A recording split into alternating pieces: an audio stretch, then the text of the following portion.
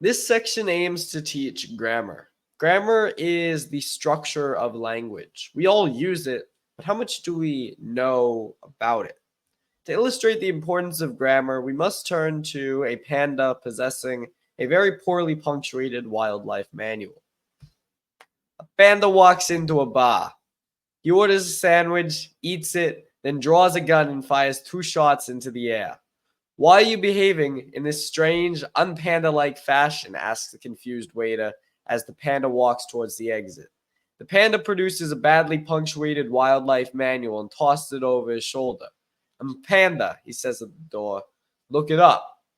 The waiter turns to the relevant entry and, sure enough, finds an explanation. Panda, large black and white bear mammal, native to China. Eats, shoots, and leaves.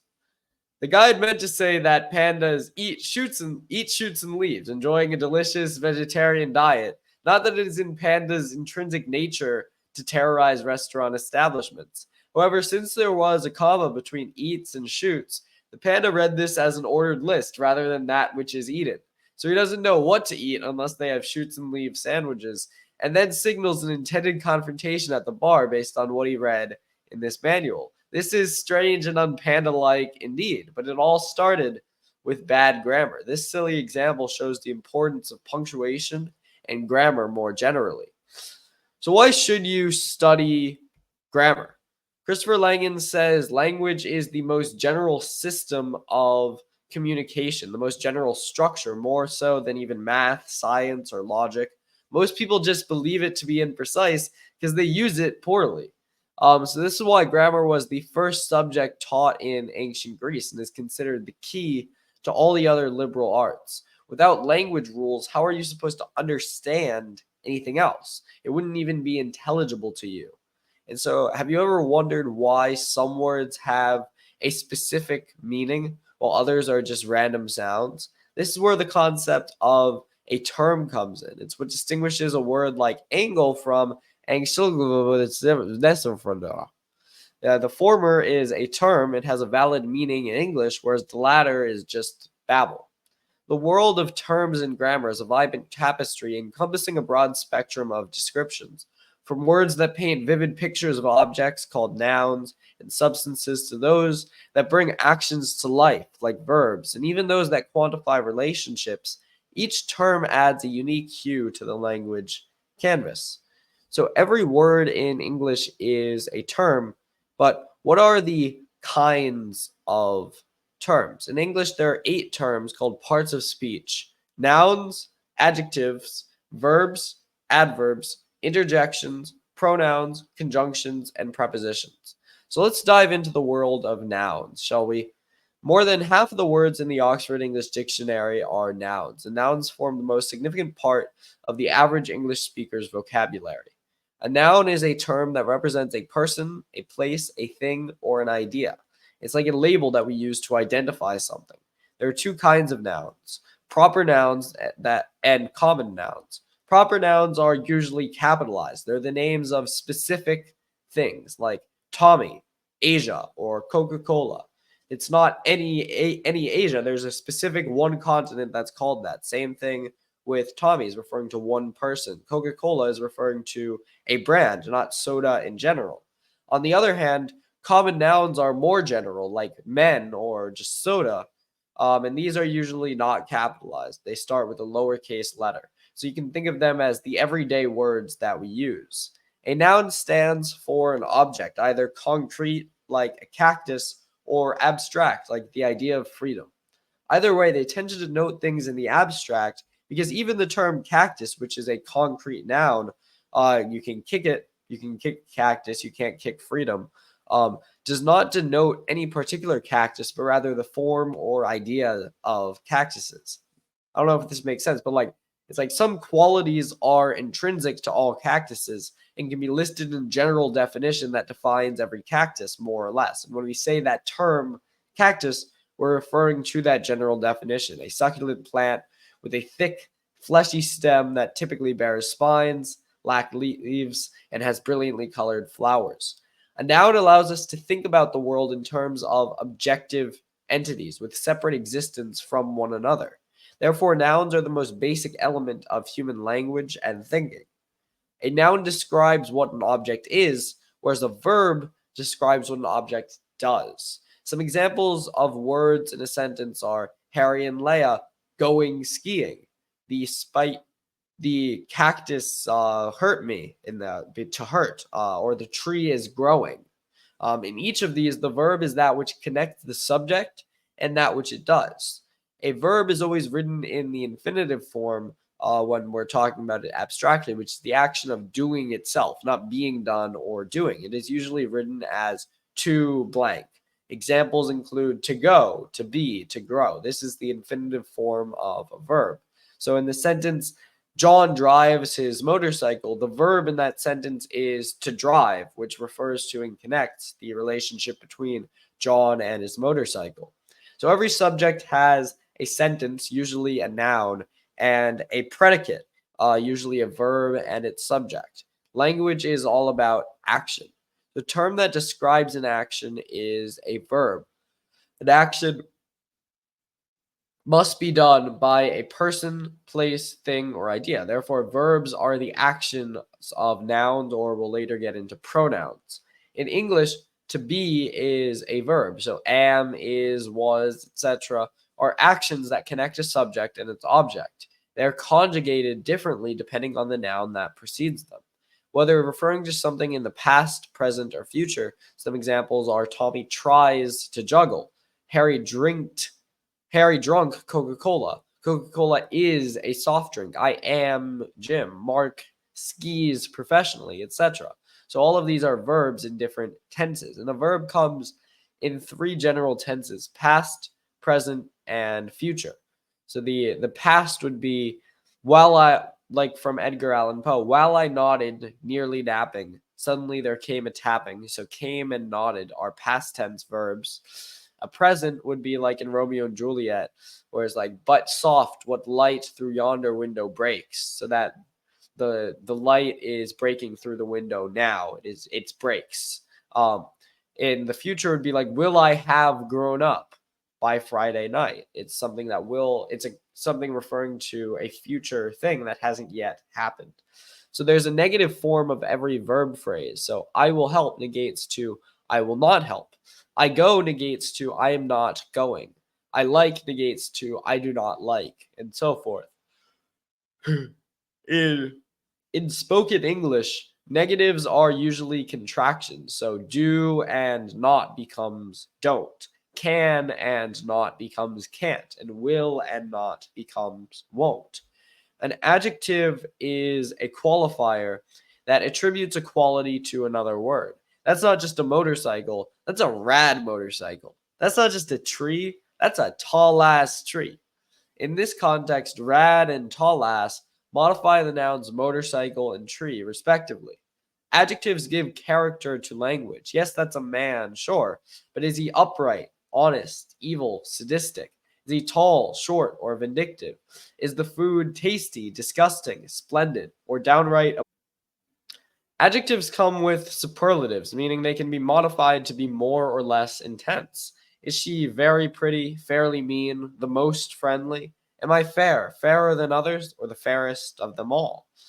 Words like the, a, and an are also adjective called articles. The is called the definite article because it modifies something definite and specific, like the flower, whereas a and an are indefinite articles because they can refer to something more general, like a flower or an apple, rather than one particular instance of it.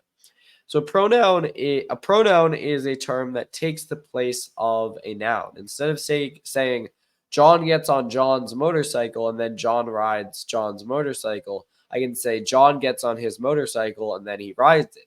So that's like twice as short a sentence because I'm able to replace John and John. I replaced John's with his, John with he, and John's motorcycle with it. And that just makes my language a lot clearer and more flowing. And this makes the sentence more compact and easy to understand. John gets on his motorcycle and then he rides it. That's how we talk in English. We wouldn't say John gets on John's motorcycle and then John rides John's motorcycle. It just sounds weird because we're so used to having pronouns, to replacing these longer nouns with shorter terms once they've already been specified in the sentence. So examples of pronouns are he, she, it, they, we, ours, them, etc. Any term used to replace a noun is most likely a pronoun. Subjective pronouns are the subject of the sentence, such as I did this to you, whereas objective pronouns are the object of the sentence. You did this to me. Reflexive pronouns are when the subject and the object of a sentence are the same. E.g., for example, I made this house myself, myself being a reflexive pronouns, or if you work hard on yourself, you will improve. In both those instances, the pronouns have the same are the same as the subject of the sentence, which is I to my becomes myself in the first person, and yourself in the second person comes from you, which is the second person personal pronoun. So if you work hard on yourself, you will improve. So the subject and object of the sentence are the same. Possessive pronouns show personal possessions, such as this is my luggage, or oh, that's their family. So my and their show that I possess something else, and they stand in for my possession, my personal possession. An adverb is a word that modifies a verb in much the same way as adjectives modify nouns. It usually ends with the letters ly and describes the manner in which the subject performed an action. He runs quickly. She speaks authoritatively. He learns deliberately. Other kinds of adverbs give information about time, place, reason, and purpose, frequency, degree, or duration, such as yesterday, there, consequently, always, very, forever. Question words like who, what, where, when, why are called interrogative adverbs. They're question adverbs. A conjunction connects words. Examples of coordinating conjunctions can be remembered through the acronym FANBOYS.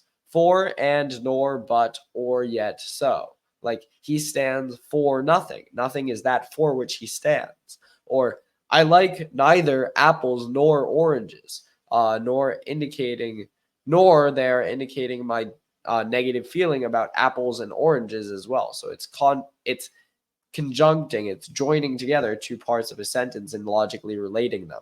A subordinating conjunction introduces a conditional statement, such as, I will clean my room as long as I don't have to clean the toilets.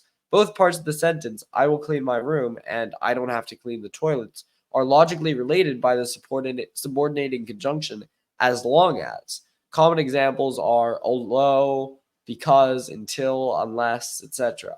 I will not go to work unless I get paid. Nothing will happen until you speak up, and so forth. A preposition links two parts of a sentence, showing a relationship in space, time, cause, manner, or means. Examples are above, behind, below, after, before, by, against, along, and down.